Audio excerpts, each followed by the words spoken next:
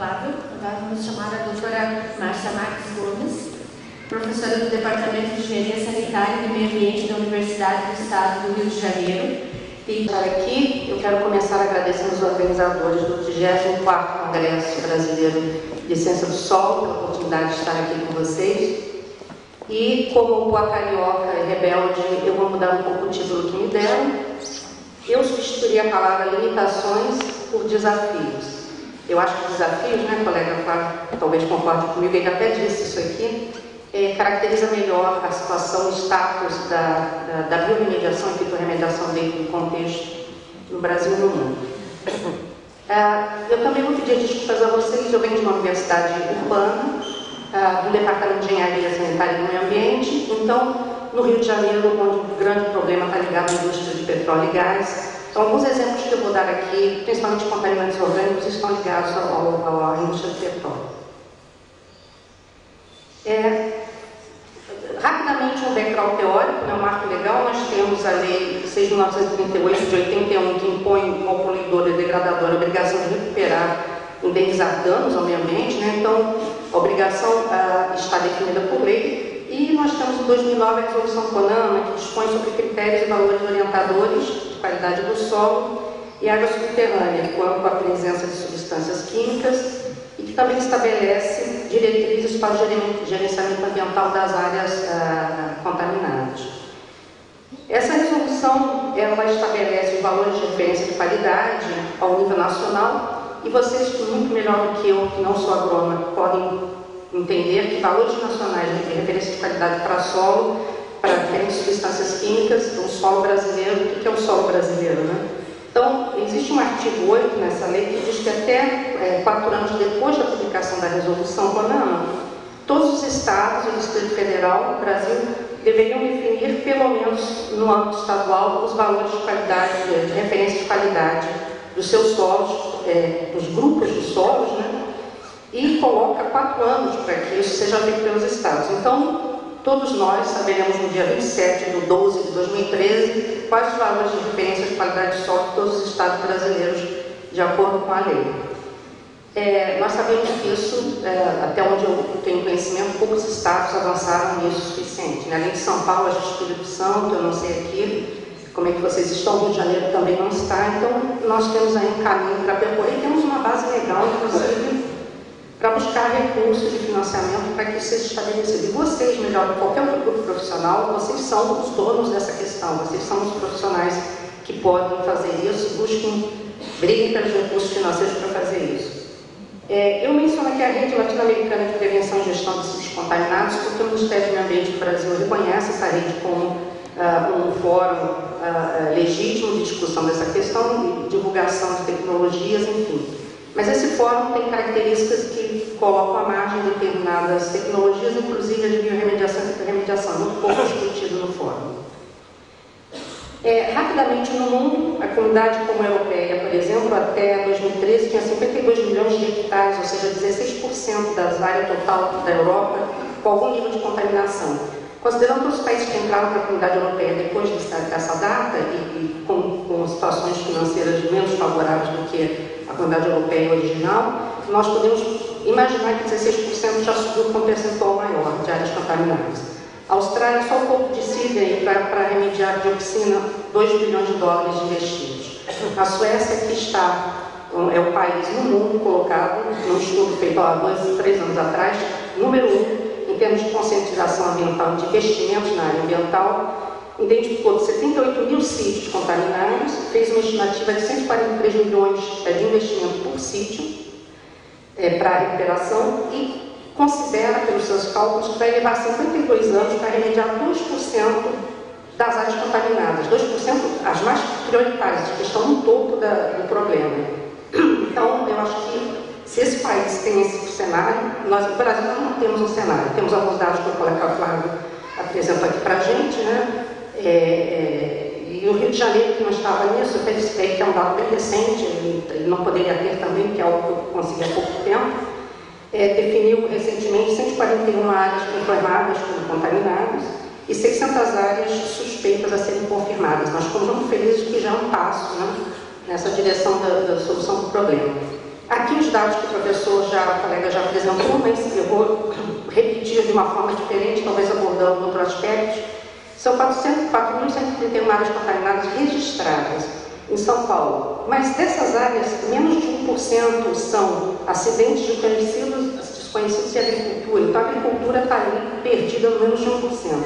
E 80% são postos de gasolina. Portanto, não é de espantar que a maioria, as práticas mais aplicadas das 3.509 vezes que São Paulo está, certamente, anos longe do resto do Brasil, temos que admitir, tirar o chapéu para os paulistas, não é de admirar que a maioria das técnicas aplicadas se dedicam à remediação de água subterrânea, né? Porque os postos de gasolina, 80% dos casos registrados, e eles têm registrado esse sítio contaminado passa por pressão legal para remediar. Os postos de gasolina têm que ter licenciamento ambiental para operar. Então, é uma legislação que obriga que essa inspeção dos postos, dos tanques, né, subterrâneos, os tanques que estão enterrados nos postos, sejam averiguados e os derrames, as contaminações de água subterrânea estejam identificadas. Então, a fitorremediação está com a lanterninha lá, mas também não é de espantar, nós estamos falando aqui de contaminações tipicamente urbanas, muito pouco registro ou cadastro de áreas agrícolas e, geralmente, as áreas que têm mais risco para a saúde humana, onde estão a adensamento populacional, né? Porque a questão de saúde humana também está relacionada com a prioridade de registro e de ataque pela legislação, pelos órgãos de fiscalização. As técnicas de remediação química, físico-químicas, como o colega já bem mencionou, elas são muito rápidas, né? Os processos de oxidação avançada, fenton, o uso por exemplo, ozônio com peróxido, né? Várias combinações, você pode levar simplesmente algumas horas ou minutos, até, dependendo do volume, para gerar radicais hidroxilas altamente degradadores de substâncias orgânicas, de compostos orgânicos. Então, o problema é que quando elas acabam, elas deixam o solo morto. Elas acabam com a contaminação e acabam com o resto. Então, essas técnicas são interessantes em áreas onde você só quer preservar a saúde humana, você quer conter a contaminação e preservar a saúde humana. E você não tem nenhum interesse na fertilidade do solo, ou no valor desse solo, no que você vai fazer com esse solo depois. Então, tem que ter essa clareza. A biorremediação e a fitorremediação não são técnicas destrutivas, elas são realmente recuperadoras, né? Então, o solo, pelo contrário. E quais são as vantagens dessas técnicas? Destrói suas propriedades, causa poluição secundária, tem custos altíssimos. Eu dou um exemplo aqui, isso aqui é um estudo do Canadá de 2011, eu acho, 200 a 1.500 dólares por tonelada para aterro, que é simplesmente escavar e levar para outro lugar, imagina um aterro de resíduos perigosos, ou incineração, valores faixa, e a remediação 10 a 50 dólares por tonelada. Então, são diferenças brutais. Mas antes de falar da fitorremediação, o que são fitotecnologias? A fitorremediação é um subconjunto de fitotecnologias com as quais nós trabalhamos, na verdade. É a aplicação da ciência e da engenharia para estudar problemas e fornecer soluções envolvendo plantas. Então, é a planta sendo usada como ferramenta, como instrumento para várias soluções de problemas ambientais, não somente contaminação. Então, telhas verdes, barreiras verdes, capinas pantanosas, né, para infiltração de água de chuva. Tudo isso é fitotecnologia. Essas fotos são de Malmö, no sul da Suécia, é um bairro totalmente construído, planejado e construído, usando plantas para todos os objetivos, conforto térmico, enfim. Várias finalidades, além da paisagística, obviamente. E a fitorremediação é o ramo, digamos, da fitotecnologia, diria, né? E também da biorremediação, porque são processos biológicos para a remediação de contaminação. A fitorremediação seria o termo especificamente voltado ao uso de plantas e comunidade de microbiota associada à raiz, para tratamento de água, solo, todas as matérias ambientais, né? Inclusive a água. A fitorremediação tem desvantagens, processo lento, altamente dependente do clima, muito mais do que a biorremediação com micro-organismos. A fitorremediação tem uma interação com as condições climáticas enorme. E aí tem um lado irônico disso, né? Os países de clima temperado, que teoricamente seriam os menos apropriados para o uso da fitorremediação, são os países que acumulam hoje mais conhecimento, mais investimento, mais experiências ao nível de campo, usando fitorremediação. Então, na verdade, mesmo essas desvantagens, essa dependência das condições climáticas também não são dependências totalmente impossíveis de contorno, né? E as plantas são mais sensíveis, inclusive para os micro-organismos, né? Então elas se prestam à irrigação de áreas contaminadas com níveis de contaminação baixos. Nós vamos voltar a isso depois. A remediação pode ser encarada como um processo de polimento, como uma segunda etapa de uma remediação, desde que a primeira etapa não acabe com a vida do solo, com a viabilidade da vida nesse solo. Ela preserva propriedades físicas e químicas do solo, eu já disse. A planta tem essa capacidade fantástica de secreção de exudatos, tais como enzimas, vitaminas, hormônios, fontes de carbono para os micro-organismos, que auxiliam o crescimento e a atividade microbiana. Os vários processos envolvidos na remediação, nós podemos começar com essa aqui embaixo. Deixa eu ver se eu consigo, eu não sei usar isso aqui. Vou ver que eu aperto lá aqui, né? Começamos com a risoremediação, que é risodegradação ou risoremediação, que é na zona de raízes, na verdade, é a interação da planta e da comunidade microbiana nessa zona, nessa risosfera, que faz toda a diferença, né? Eu diria que a maior parte dos exemplos, principalmente no início do desenvolvimento da remediação, estavam muito baseados na risodegradação. Depois nós temos filtração, que é a captação dos contaminantes pela planta. A filtrostabilização pode acontecer também na zona de raiz, nessa área, reduzindo solubilidade. Eu vi um trabalho de uma aluna apresentada aqui no post falando sobre isso, bem interessante. E a fitodegradação dentro da planta, hoje já tem bastante informação, muitos estudos. A fitoacumulação, no caso dos metais, a gente vai voltar a isso. A fitovolatilização, que é a emissão de compostos de baixo peso molecular que volatilizam através dos estomas no sistema de trocas gasosas. As espécies aquáticas são muito usadas, eu não vou entrar muito nesse detalhe, né, mas tem vários tipos, né, de submersas, semi-submersas, enfim, flutuantes, que tem um conhecimento enorme mundial sobre o uso disso para tratamento de água, né? Aqui só um exemplo para vocês. Nós temos um campus na UERJ, na Ilha Grande da UERJ, nós temos um campus avançado de pesquisa e já temos 3 anos em que a gente opera uma estação de tratamento de esgoto. Nós tratamos o esgoto do próprio campus da UERJ, né, utilizando plantas em tanques finais para o polimento. Então, funciona bem, já fizemos vários estudos abordando vários aspectos. É uma combinação de processos convencionais de tratamento de esgotos, né, engenharia ambiental, a gente faz isso, e finalizar com o polimento com tanques de plantas com diferentes finalidades, inclusive tanques de algas. Estratégias e desafios. Eu vou pegar algumas estratégias, não vou poder percorrer todas aqui, e os desafios associados a cada uma delas, ok? Primeiro, já que a fitorremediação leva muito tempo para acontecer, ela é um processo lento, né?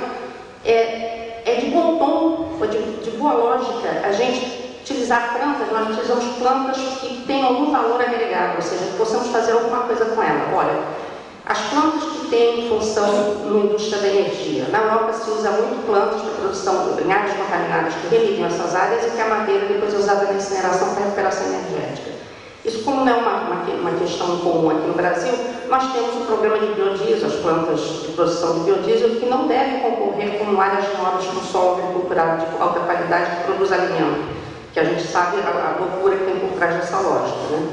Mas, por exemplo, em áreas contaminadas, se elas tiverem capacidade remediadora, é interessante você produzir espécies que têm a capacidade de produção de biodiesel, remedie, ainda que lentamente, porque já não importa mais quanto tempo vai levar para remediar, concorda? Você vai às colheitas, não interessa que ela está dedicada a uma função e tem um valor agregado no mercado.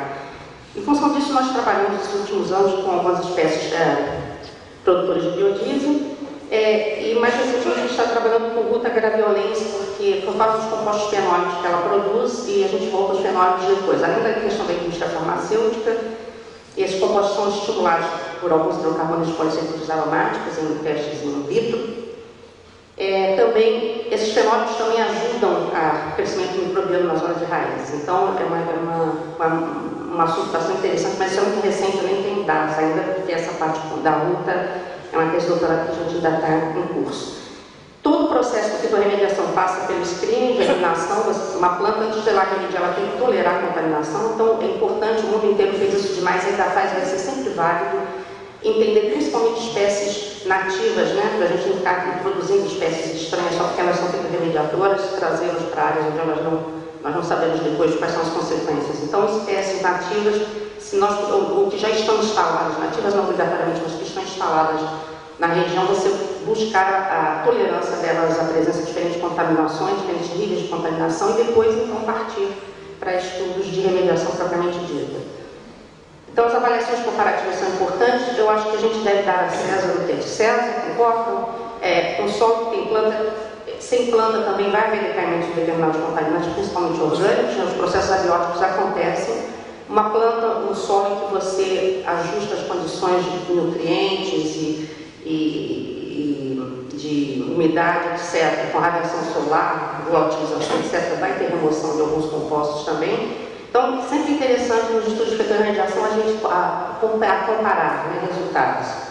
Aqui um exemplo de comparação entre soja, braquiária, processo de atenuação natural e, bem resumido, e processos abióticos em solo que a gente usa a azida sódica para matar os micro-organismos e que tem efeito residual. Então, para ver o que remove quando não tem nem micro-organismo nem planta. Então, a gente tem planta com micro-organismo, só micro-organismo e solo sem nada, sem vida, digamos assim, mais ou menos, porque o ácido sódico, a gente fez testes, alguns micro-organismos voltam a recolonizar esse solo, mas de qualquer maneira fica controlado. E são esses estudos que a gente acha interessante fazer. Fitoextração de metais, tem fenómenos vegetais que acumulam grande quantidade de metais, tem um número enorme de plantas que hoje são consideradas fitoacumuladoras. E aí você calcula o fator de bioacumulação em função de quantos de metal é retirado por biomassa, né? Mas tem outra estratégia, que eu não sei se meu colega Daniel Pérez da Embrapassol costuma mencionar de vez em quando, e ele está corretíssimo, é que eu uso de fenómenos com capacidade acumuladora mediana, mas alta produção de biomassa.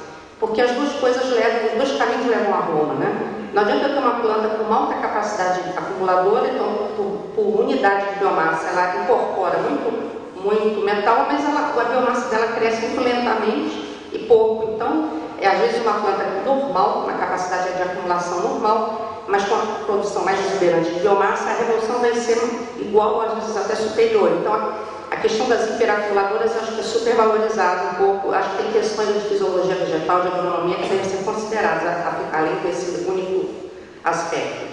Então, desafio, transferir para o campo. Sabe-se muito das fitoacumuladoras, está bastante, mas no campo isso está faltando. Então, a grande maioria do mundo dos experimentos está ainda restrita à casa de vegetação. O melhor dos mundos seria a tolerância, acompanhada de crescimento rápido, né, e uma grande capacidade acumuladora. Né? Seria a planta que tem tudo e não está prosa.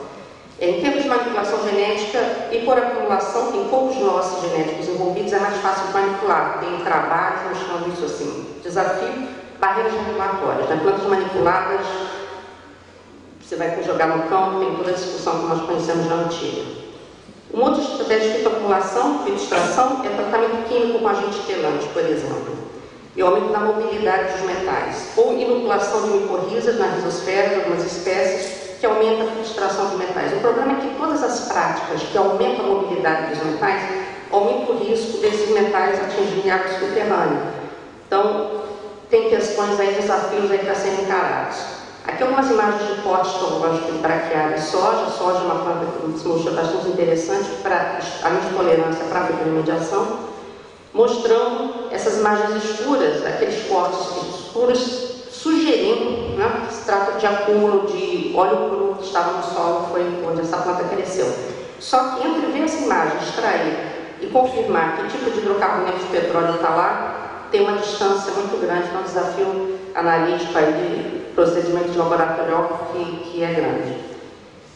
Outra estratégia é isolobactérias promotores de crescimento vegetal que expressam, por exemplo, a deaminase, que quebra o precursor do etileno, que é gerado como resposta ao estresse e que reduz o crescimento radicular. Então, se a gente pode fazer isso, a gente pode reduzir o estresse, né, que limita o crescimento, ou seja, dar uma tolerância maior à planta com a inoculação de isobactérias promotoras de crescimento vegetal. Elas também aumentam a absorção de nutrientes, então é um win-win estratégia, né? Ganha-ganha, então é interessante. E tem as bactérias endofílicas, naturais ou geneticamente modificadas, que têm também a capacidade de aumentar a tolerância ao estresse e o crescimento mesmo em condições de estresse. Desafio transferir mais uma vez tudo que se sabe para o campo, porque os experimentos estão muito fechados em laboratório e em casa de vegetação. Tem os análogos naturais, isso é uma área muito interessante. A gente diz que os compostos orgânicos xenobióticos não são biodegradáveis, mas tem vários compostos naturais que têm estruturas químicas muito parecidas com esses contaminantes e que a presença deles estimula o crescimento, aumenta o crescimento bacteriano que tem a capacidade de degradar o xenobiótico. Então aqui eu estou dando dois exemplos de terpeno, o Pinus ponderosa, que é análogo ao chileno, o outro é o 2,4 de clorofenol, análogo ao 2,4-D. Tem também flavonoides, por exemplo, que são análogos a HPAs, hidrocarbonetos policíclicos aromáticos, e até mesmo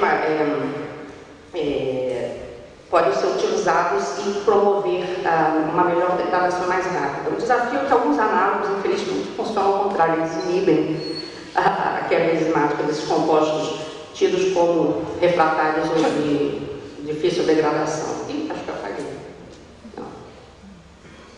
Multiplantio, uma estratégia interessantíssima, elevação da diversificação de biomassa microbiana. Tem um trabalho de 2010 bem interessante, plantando alfafa, couza e trevo branco, e plantando junto, plantando separado e não plantando nada, e os três juntos aumentam significativamente a degradação de hidrocarbonetos de petróleo, por exemplo.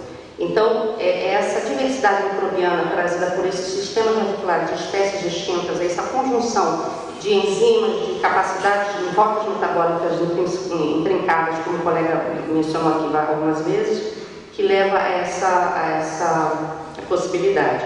Desafio, mais uma vez, ainda tem que levar para o campo, porque está tudo restrito à casa de vegetação. Multiprocessos também é uma saída, a questão da biorremediação. No passado, o land farming, hoje em dia, o land farming é condenado em vários países do mundo, é mal visto por uma questão de até de risco ambiental mesmo. E associada à inoculação de microbiota biodegradadora, seguida de fitotermalização com a inoculação das rizobactérias que promovem o crescimento vegetal. Tem artigos publicados interessantes mostrando um grande avanço, um grande ganho em tempo e em percentual de remoção de contaminantes orgânicos. O problema é que isso eleva um pouco o custo da fermentação, que tem a grande vantagem de ser barato, mas se você acelera o processo, mesmo que ele saia um pouco mais caro, você também, numa visão mais conjunta, né, mais de ciclo de vida desse processo todo, você sai ganhando. Melhorar métodos de análise, né? Nós temos que melhorar muito os métodos de análise para interpretar melhor os resultados. Aqui eu cito um exemplo clássico, por exemplo, né? Quando você analisa hidrocarbonetos de petróleo, por exemplo, os N-alcanos, né? Que é um conjunto de hidrocarbonetos. Alguns se confundem com hidrocarbonetos de origem biológica, né? Então você acaba achando que a sua contaminação em vez de diminuir está crescendo. Você olha o solo, analisa, faz uma cromatografia e fala, nossa, ao invés de descer, está subindo. Ele está subindo por várias razões. Primeiro porque compostos muito maiores que já não estão naquela faixa que a cromatografia está mostrando, está jogando, quebrando, jogando nessa faixa compostos menores. A biodegradação está acontecendo, mas você não está vendo na faixa. Ou então porque alguns daqueles são de origem biológica, não petrogênica. Então, o conhecimento disso é importante para você saber diferenciar uma coisa da outra. Por exemplo, aqui de um índice que se usa para separar uma coisa da outra. E aí, ao separar uma coisa da outra, você começa a verificar que a eficácia da realização está sendo maior do que você pressupunha inicialmente. O desafio é o custo de mão de obra, processos analíticos que não são tão baratos, né?